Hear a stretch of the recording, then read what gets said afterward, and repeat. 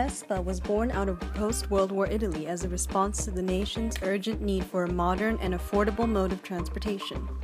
Its creator, Enrico Piaggio, was inspired by the Cushman scooter used by the US military as an alternative to automobiles. He wanted to create something that was both affordable and functional for the Italian public. In 1944, Piaggio engineers created its first prototype, the MP5. However, Piaggio found the scooter too bulky and uncomfortable, and so was back to the drawing board to create the MP6. This time, upon seeing the MP6, Piaggio exclaimed, "Sembra una Vespa," which meant, "This looks like a bee."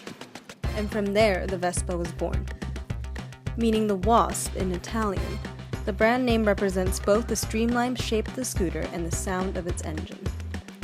The image of the hard-working wasp was the first brand image associated with Vespa, and is representative of the post-World War sentiment in Italy.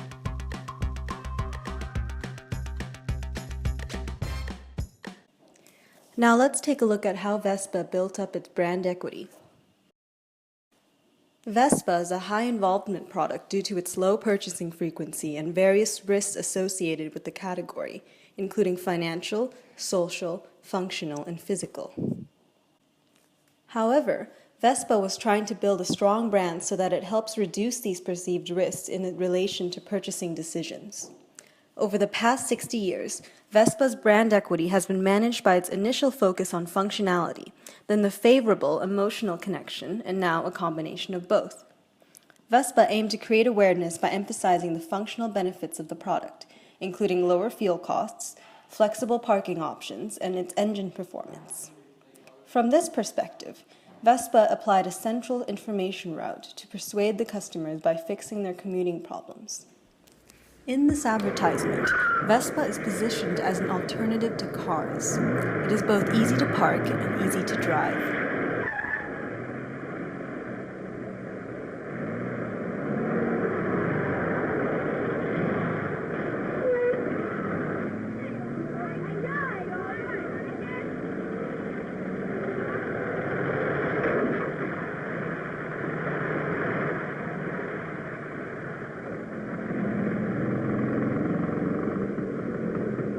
You can park a Vespa motor scooter in places that don't exist. It'll give you 125 miles to the gallon. The Vespa engine has only 3 moving parts. A tune-up costs $6. If you want a city car, you don't want a car. You want a Vespa. One of those little things that buzz by when you're stuck in traffic. As you could see from the values ladder, Vespa was trying to deliver the functional benefits for their customers basing on the product attributes we just mentioned. Vespa's point of differentiation was more related to product benefits rather than emotional ones. Thus, from 1940s to mid-1950s, Vespa positioned itself as a practical and conventional brand which aimed to appeal working people who are over 35. However, this started to change in 1952. Vespa managed to reposition itself for not being just a convenient transportation vehicle from point A to B, but a vehicle for love and freedom. The idea of holiday and loving couples was demonstrated in different Vespa advertisements, even today. A mí me gusta la Vespa. Vespa, Vespa. A mí me gusta la Vespa. Toda mujer que es soltera. With the value ladder going up, Vespa has changed their route of persuasion. Similarly, from the brand equity pyramid, we can see that the right-hand side, the emotional association approach, was adopted. Vespa has a strong personality reflecting its Italian coolness, freedom-seeking, and youthfulness. The experience of riding a Vespa allows people to express their personality. The meaning of Vespa was thus delivered to their audiences. In addition to the survey, we reached out to a Vespa dealer for his opinion on past and current Vespa customers. Something specific Transport or and fashion. fashion? There's still the mods about, the second phase mods. And commuters, normal commuters. Yeah.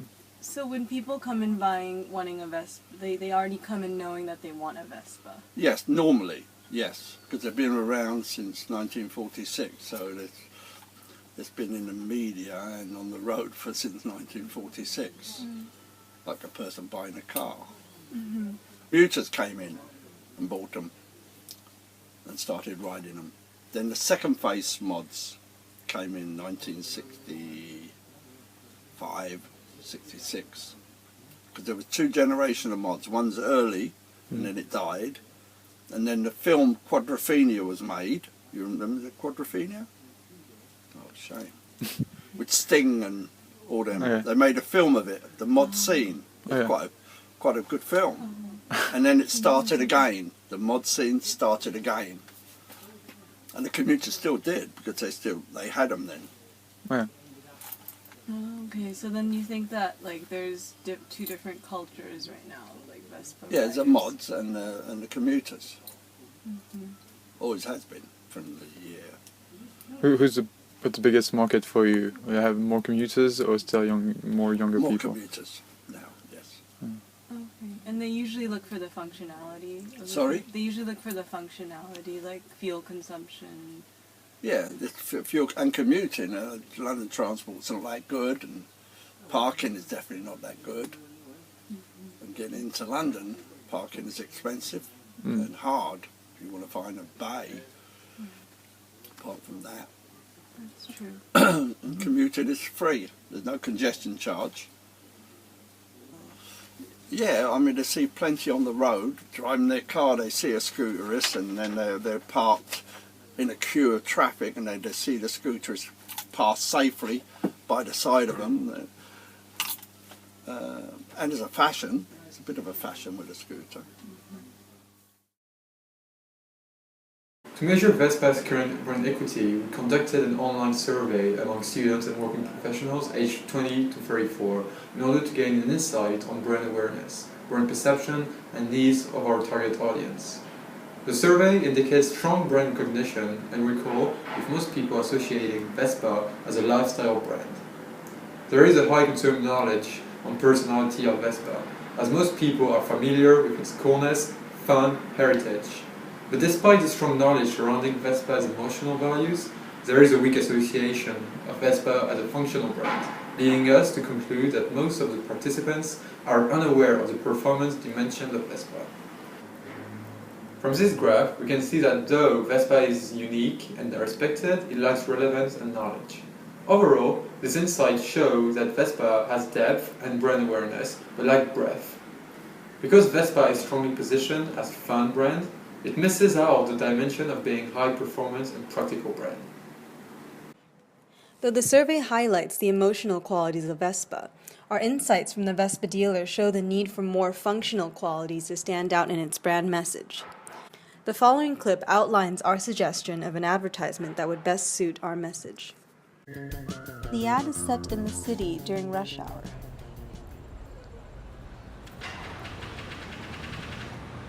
We see a lot of cars piling up.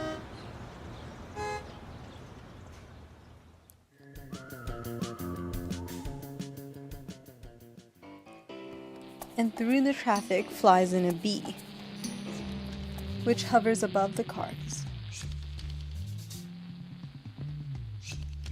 It starts spinning in a circle, and it starts spinning faster and faster until it turns into a wheel. This wheel continues to spin and gradually turns into a Vespa, which flies out of traffic and gets ahead of all of the cars.